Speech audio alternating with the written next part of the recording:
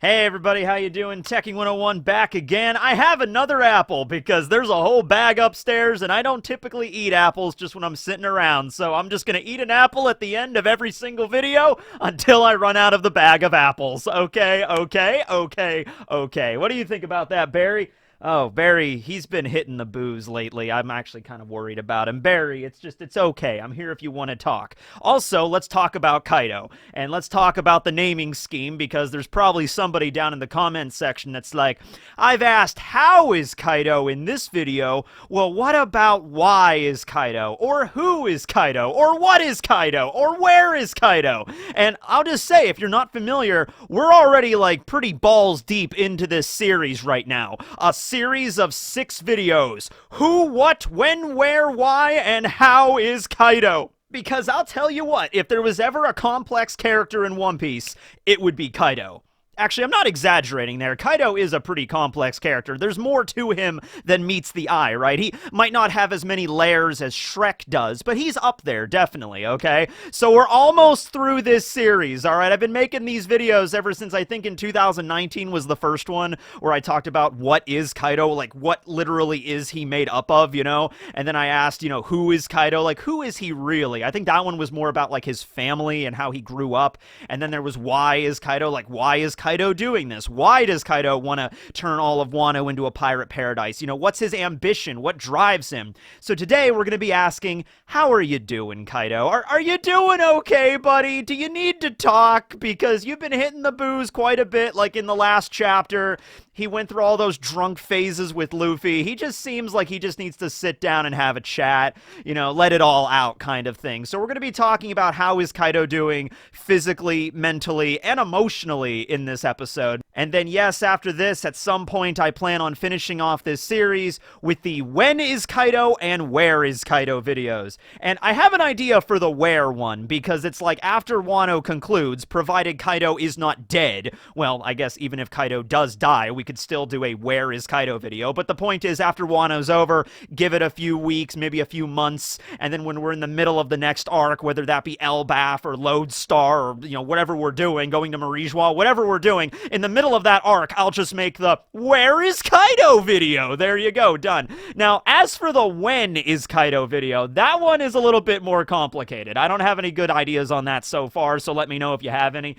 Maybe if Kaido gets sent into the future by Toki's Toki no Mi, I could make that video. That would actually be queuing it up perfectly for me, right? Okay, but for this video, we're going to be asking, how is Kaido doing, all right? So let's talk about the physical aspect of this first and foremost. Kaido doesn't really show pain very often, but he definitely is being worn down by the fight that has been happening, okay? Kaido is pretty much, well, I shouldn't say fighting non-stop, because he did have breaks. Let's keep that in mind. I feel like Kaido is a character that not only has insane, like, strength, like physical power and stamina, but also has a very high-spec recovery rate. I don't know if it's anything on the level of, like, Wolverine or anything, or, like, high-speed regeneration in Bleach, where somebody can get an arm lopped off and it just bubbles out in, like, 5 seconds or less. Nothing of that level, but if Kaido takes some serious beatings from, like, the scabbards, he's all sliced up and everything, because those, 4 of the Oden Nitoryu styles, from Denjiro, Kinemon, Ashura Doji, and Inuarashi, they weren't as strong as Oden, but still, I mean, they caused him to bleed, they cut him up. If Kaido just probably sits down and chills out and just, relaxes for like, I don't know, 5-10 minutes, those wounds are probably already closed at that point. Unless it's like a very serious wound like what happened with Zoro when he used his Ashura Dead Man's game. Kaido did mention that, like, this is a wound I will carry with me for the rest of my life. Implying that, yeah, Zoro used his haki there, his Conqueror's haki, his armament haki, really dug deep into Kaido's flesh. So that's a wound that he's going to have. That's going to leave a scar, okay? As well as, I'm sure, maybe a few moves that Luffy has done up until this point will actually stay with Kaido. But for the most part, even if you do manage to pierce his scales and break through his defenses and his haki, you give him 10-15 minutes, a good night's sleep, some bread, some sake, some meat, and he's probably back up and running. It probably won't take him very long, okay? So high-spec recovery rate, but also, ever since he fought Yamato, really hasn't had that many times to really relax. Okay, so he fought against the Scabbards, and then he kind of beat them down. And then Luffy and the Worst Generation showed up, Kid, Killer, Law, and Zoro, and then they kind of fought directly from the fight with the Scabbards, kind of moving immediately to that. Although also keep in mind, Big Mom was there as well, so it wasn't like all of the Worst Generation just against Kaido. Big Mom was there as well. So when Big Mom was attacking, you also have to believe Kaido was in the background. Like every moment Kaido is not getting hit, he's recovering. Like his recovery stat, like this is his HP bar. It's going down, going down, going down because you're constantly hitting him. You give him just a minute or so where Big Mom is attacking and, you know, Kaido's not taking any damage, it's going to slowly start going back up. So you got to keep dealing damage to him. Like that's the kind of character he is, right? So after the fight with the Worst Generation, though, you know, Kid and Law go off to fight Big Mom. Killer goes to fight Hawkins. Zoro, he passes out, so, you know, he has to have the medicine from the minks, and so he can get back up and fight King, all right? So it was just Luffy and Kaido there for a while, but then, bam, Kaido smacks him off of Onigashima, so then it's just, you know, him just chilling out for a little bit, and he probably gained a lot of HP back during that recovery period there. And then Yamato showed up and then fought against him and dealt some damage there, and then after Yamato, it was like right pinch hitting. You got Momonosuke and Luffy arriving, and then just, you know, pass the baton that way, and then delved right into the fight, the rematch, the third fight between Luffy and just Kaido. Okay, and that's where we've been right now. Now, you could say Kaido did take a break in the last chapter to chug some booze, but it didn't really last that long because Luffy pretty much just dived right back into fighting. There was a brief moment there where Luffy was just so flabbergasted. That's a fun word you don't get to use very often. Flabbergasted, that Kaido just stopped in the middle of the fight to just drink. But then Luffy's like, okay, whatever, you can drink if you want, I'm still going to fight you, okay?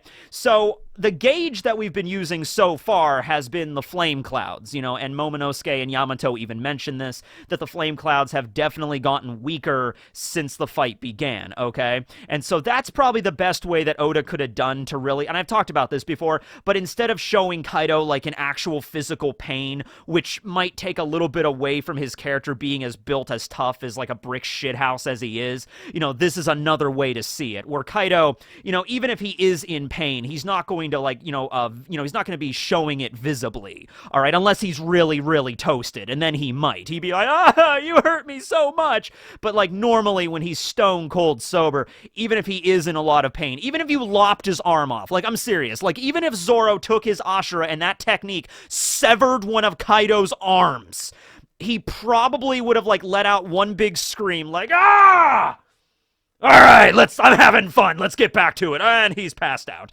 You know, like, it might be something like that, okay? So I guess he does show pain, because he does scream and yell when he gets hurt, but he doesn't, like, it's not a prolonged pain. It's not like a pain that he really carries throughout the entire battle. Usually he lets out one scream or yell, and then after he gets that out of his system, he's okay. He's not really okay, but you can't really see it, okay?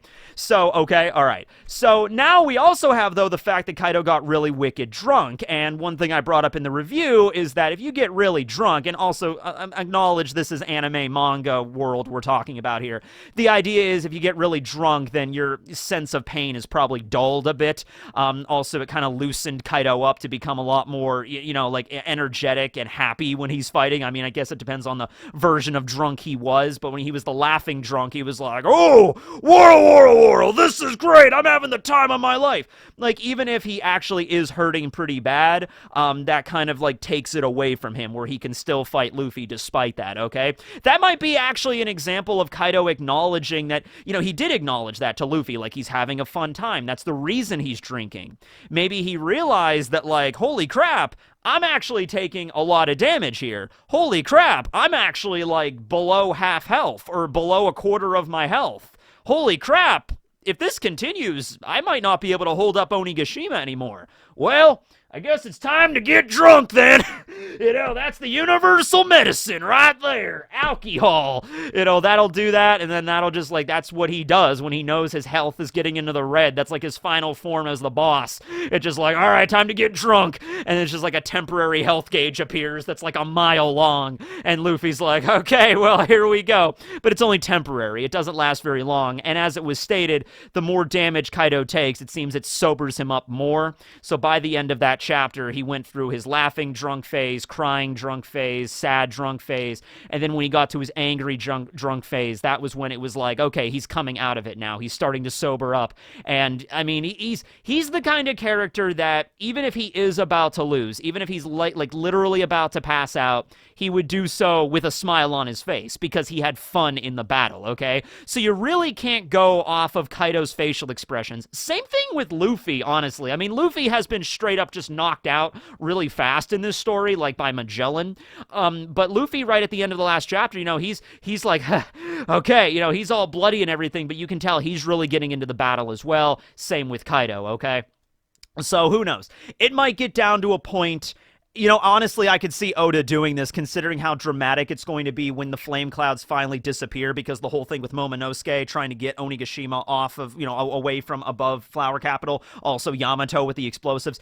I could really see a scene that is similar to like Ichigo and Byakuya's battle in the Soul Society arc, where they were so exhausted, they had no Ryatsu left, well, barely any, and they were like, okay, we're just gonna do our final attacks now. Like, they both acknowledge they're about to pass out, so it's like, okay, I use my strongest technique, you use your strongest technique, we've activated a last turn, basically, and whoever's still standing at the end of it wins.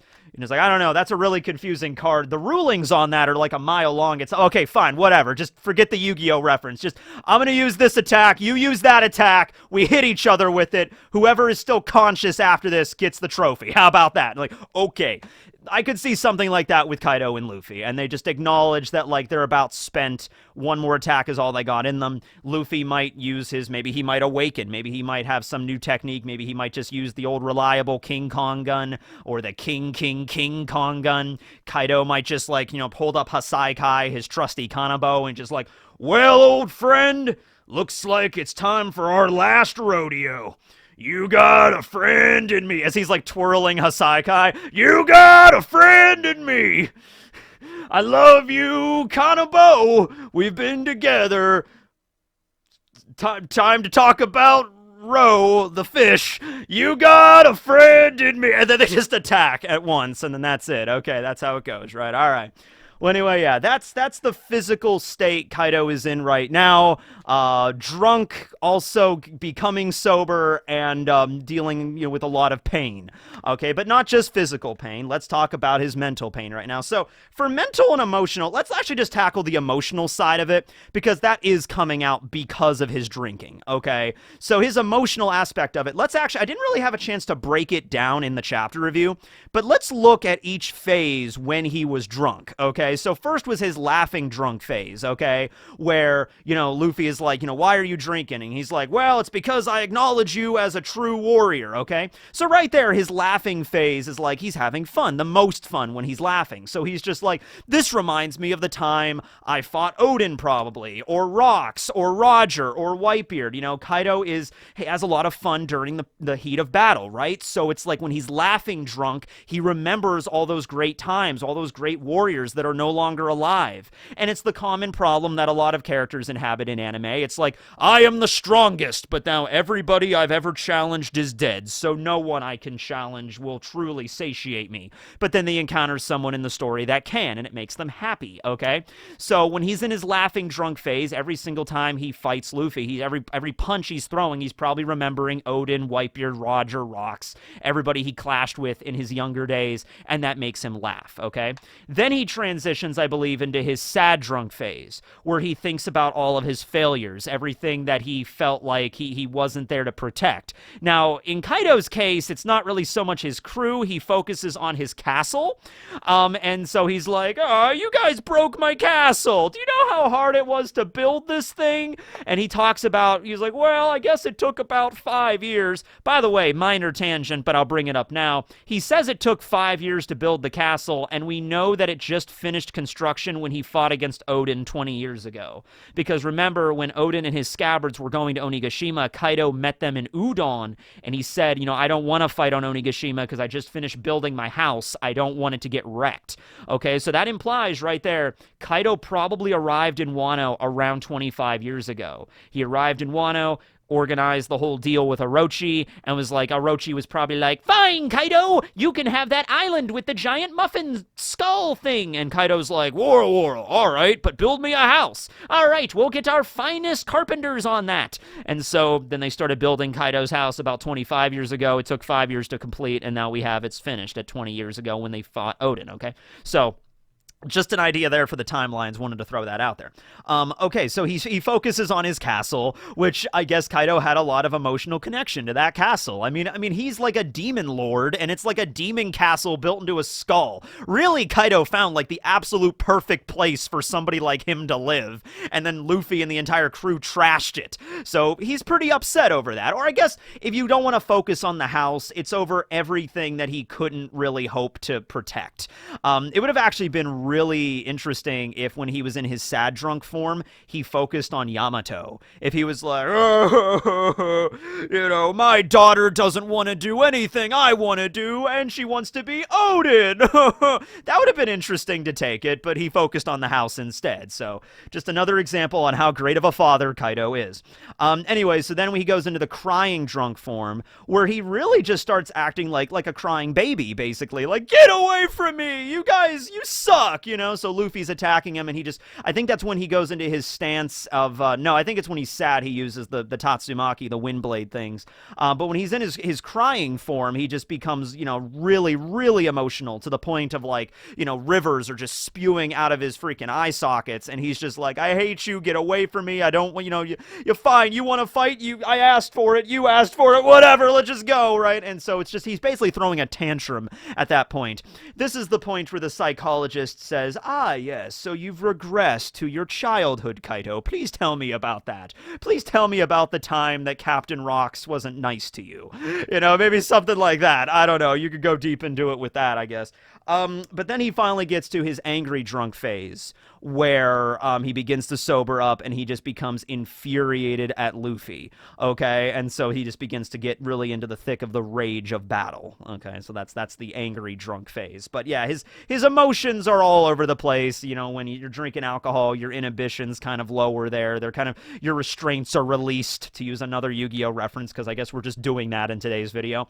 And that's his emotional state all over the place. Now, I wonder, though, in the next chapter, or at least when we continue this fight, if we're going to get, like, sobering up hangover Kaido, or if there's, like, another, because we've seen the ones we've seen up until now, like crying drunk, sad drunk, angry drunk. I wonder if we're going to see another form of Kaido's drunkenness as he's starting to come out of it, like clarity drunk or something like that. I don't know. I've never been drunk, so I really couldn't tell you if there were phases or anything. Maybe there are sometimes, maybe there isn't. I don't know. But maybe there's one more phase that Kaido's going to get into, like sympathetic drunk or something. I don't know, but we'll see. Where Kaido is just like, ugh, you know what, Straw Hat? I don't agree with you wrecking my house, but I see why you're doing it. I'm sympathetic to your cause. If I was your age and there was a giant demon lord taking over an entire island, I would want to fight him too. So I agree completely with what you're doing, but I'm still gonna fight you. You know what I mean? Maybe it might be something like that. I don't know. And then he has just the raging headache and the hangover afterwards. Who knows? And then we have finally the mental state of Kaido, which is different from the emotional state. It is, because Kaido's dealing with a lot of stuff, just taking away the emotions, which, might cloud it right now. His mental state is, if we're talking about the whole thing with him possibly gatekeeping the next Joy Boy, he's got a lot of stuff going on right now. He's thinking about, like, okay, he could never be Joy Boy. Like, if he encounters somebody like Odin or somebody like Luffy in this case, and he's like, oh, Luffy, he might be trying to become the next Joy Boy, even if he doesn't know about that prophecy. And Kaido's like, well, if he wants to become the next Joy Boy, he has to best me in battle.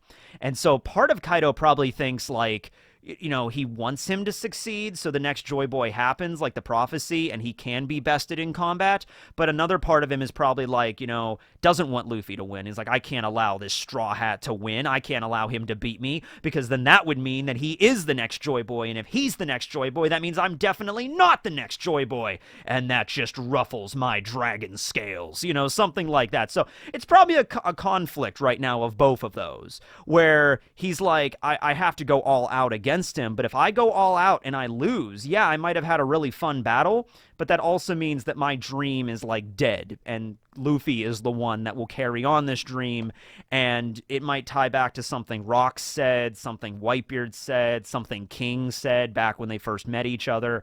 It's possible King could have just been the one that told Kaido all about the Joy Boy lore and the history and everything, because he's a Lunarian, so he would know. So he might just be dealing a lot with that, like the Joy Boy thing. And I made a video about that about 2 weeks ago if you want to go into more detail. So that's his mental state. It's clouded by the booze right now, but it's still his underlying mental state, all right? And so, yeah, that pretty much covers how Kaido is doing right now in this fight. So, hot mess. Maybe a hot mess. We got a steaming hot mess of Kaido's emotional and physical state over here. Oh, God. I feel for the guy. I really do, you know? After this fight is over, I don't know, man. Like, it probably wouldn't happen because Kaido doesn't seem to be the kind of character to, like, sit down and just have, like, a fireside chat with Luffy and Yamato or whatever. I mean, that would be interesting in of itself. Like, Luffy beats down Kaido in one final hit. He hits the ground, and he's like, ugh. And then he loses consciousness. The island falls. Momo saves it. Yamato freezes the gunpowder or diffuses it somehow. And then, you know, after the fight is over, Yamato goes up to her father, and he's, like, on the ground all banged up. And Yamato is like, you know, you never really loved me. You never cared for me like I was your actual child. Mom was right to leave. Like, oh, that would be really interesting if Yamato, like, drops some information about her mother, you know, while talking to Kaido. Like, he's like, you're the reason Mom left, or something like that. That would be real. And then just like, Father, I don't care what you want. You can't constrain me anymore. You can't lock me up. I'm going out to sea with Luffy. I'm joining the Straw Hat crew. You can't stop me. This is the life I wish to live. You know, this is the life that Odin wanted to lead, and this is the life I'm going to lead. And so Yamato just pieces out and just leaves, and Kaido's just there, like, half conscious, like, ugh. You know, something like that. That would be an interesting, like, conclusion there to Yamato and Kaido's little story, right? But anyway, I hope you guys enjoyed the video, but it's not the whole video. Oh no, because we still have Elephant Facts.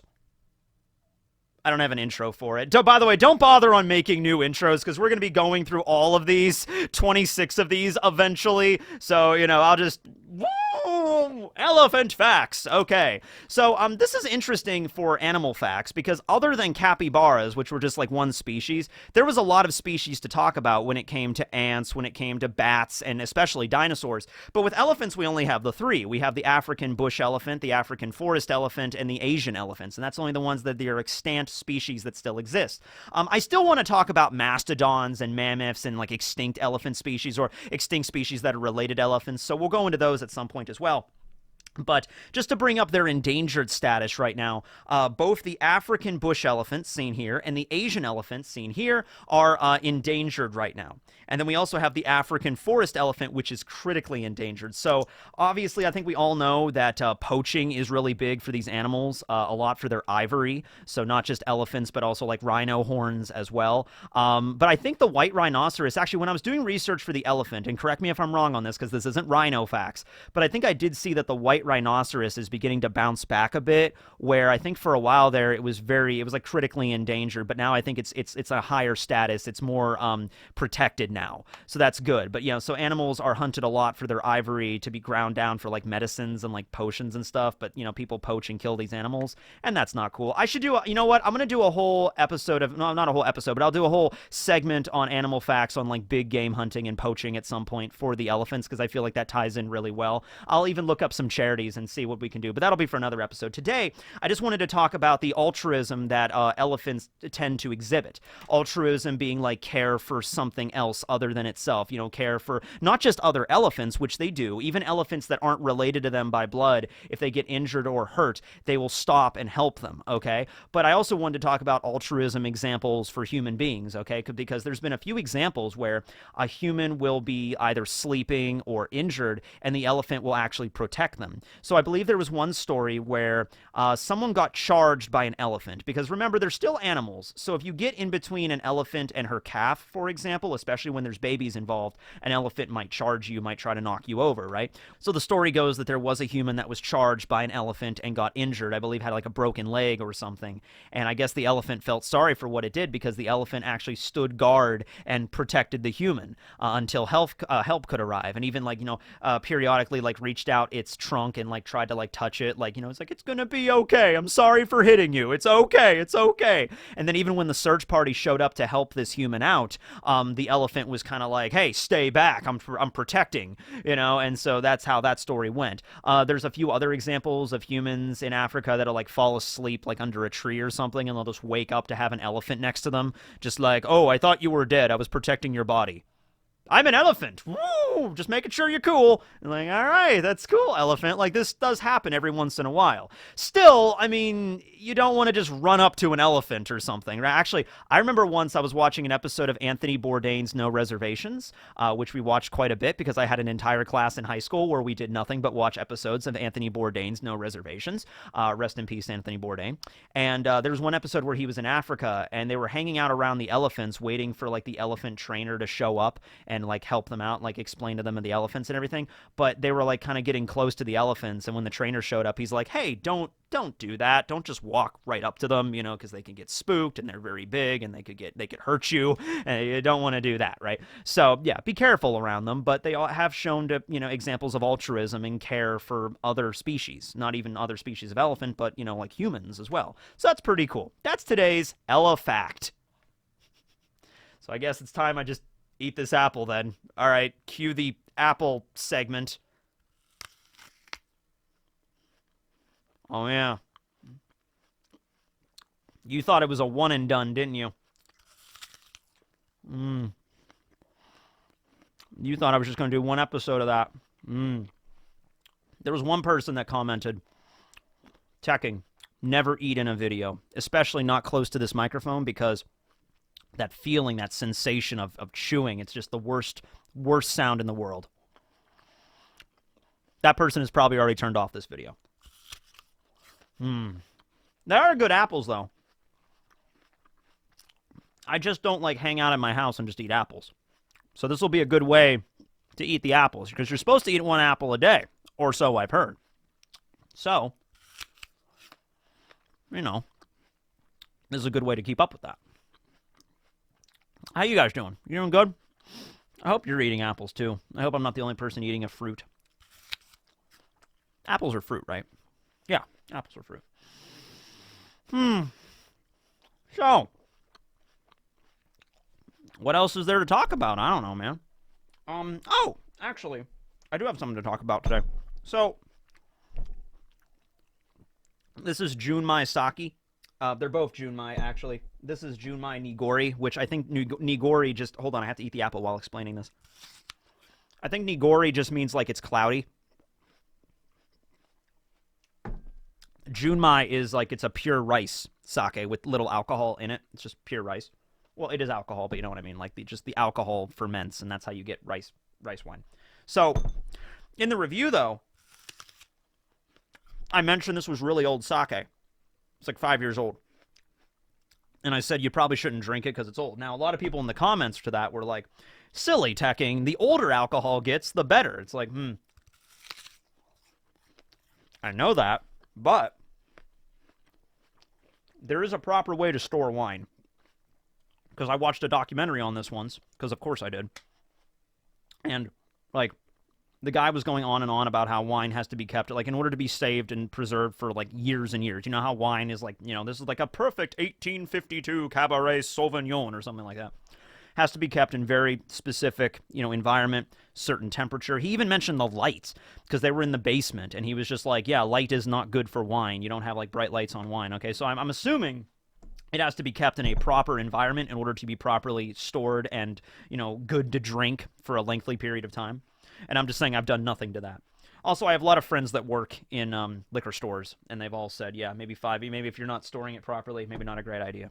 But I would just say, that if you just have alcohol and it's really old, don't just assume that's like, alcohol can never get old. It doesn't matter if it's 30 years old. I'm going to drink it anyway. That might not be the best idea. I mean, it depends on the alcohol. Anyway, I'm almost done with the apple. Okay. That was good, I guess. Hope you guys enjoyed this video. Hope you guys have a great day. Fantastic day. Filled with plenty of apples. Yeah.